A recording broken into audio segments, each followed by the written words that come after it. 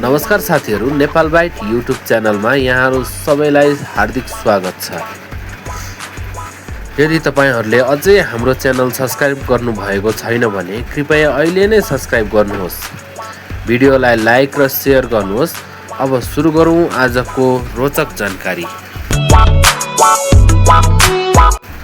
साथीहरू, आज हामी गाउँघरमा सजिलै पाइने एउटा अत्यन्तै उपयोगी जडीबुटी तितेपातीको बारेमा कुरा गर्दैछौँ। तितेपाती नेपालका प्राय सबै पहाडी र हिमाली क्षेत्रमा पाइने सुगन्धित औषधीय बिरुवा हो। हाम्रो गाउँघरमा यसको प्रयोग वर्षौंदेखि हुँदै आएको छ। तितेपातीलाई लामखुट्टे र अन्य किराहरू भगाउन प्रयोग गरिन्छ।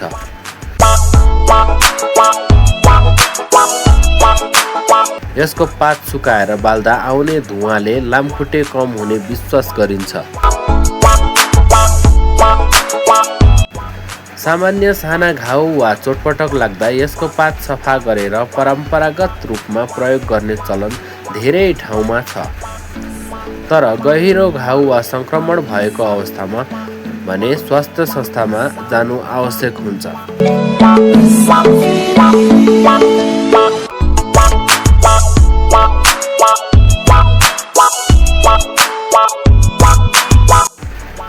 तितेपातीलाई धार्मिक तथा सांस्कृतिक कार्यहरूमा पनि प्रयोग गरिन्छ।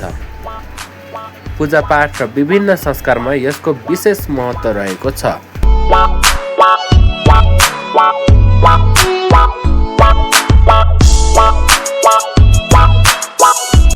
केही किसानहरूले यसको पातबाट बनाएको झोललाई प्राकृतिक कीटनाशकका रूपमा पनि प्रयोग गर्ने गर्दछन्। यसले केही प्रकारका किराहरू कम गर्न सहयोग गर्दछ। तर एउटा कुरा याद राख्नुपर्छ, तितेपाती औषधीय गुण भएको बिरुवा भए पनि यसलाई धेरै मात्रामा खानु वा चिकित्सकको सल्लाह बिना औषधिको रूपमा प्रयोग गर्नु उचित हुँदैन।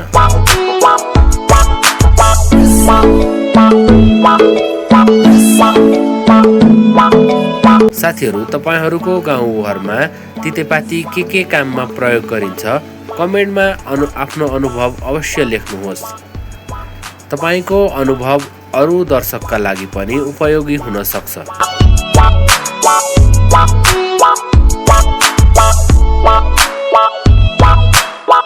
आजको भिडियो यति नै। यदि यो जानकारी उपयोगी लाग्यो भने लाइक गर्नुहोस्, आफ्नो साथीभाइ र परिवारसँग सेयर गर्नुहोस् र यस्तै गाउँघरका चिया, कृषि, प्राकृतिक र रोचक जानकारीका लागि नेपाल बाइट युट्युब च्यानललाई सब्स्क्राइब गरेर छेउको बेल आइकन पनि थिच्नुहोस्।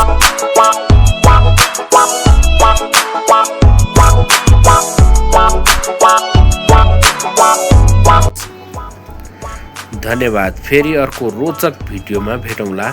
नमस्कार।